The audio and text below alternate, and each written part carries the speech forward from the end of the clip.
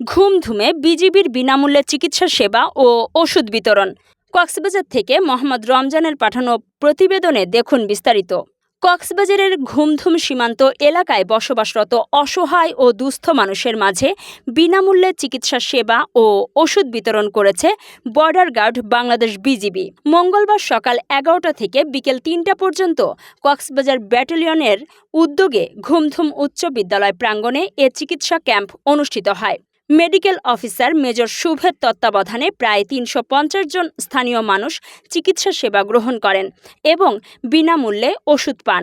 অনুষ্ঠানে প্রধান অতিথি হিসেবে উপস্থিত ছিলেন Cox's Bazar region commander brigadier general Mohammad Aksar Khan, NDC, PSC, PhD.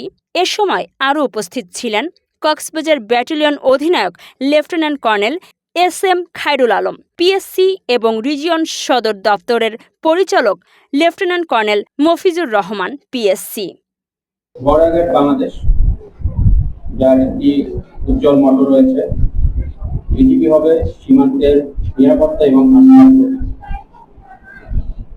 এই ধারাবাহিকতায় এবং এই লক্ষ্য অর্জনে আমরা সীমান্ত সুরক্ষার পাশাপাশি বিভিন্ন মানবিক কর্মকাণ্ড পরিচালনা করে থাকি, যার মধ্যে মহৎ একটি উদ্যোগ হচ্ছে চিকিৎসা সেবা প্রদান।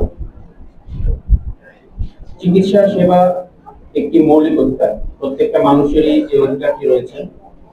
আমরা বর্ডার গার্ড বাংলাদেশ চেষ্টা করে যাচ্ছি সীমান্তের দুস্থ এবং অসহায় মানুষজন যেন এই মৌলিক অধিকার থেকে বঞ্চিত না হয়।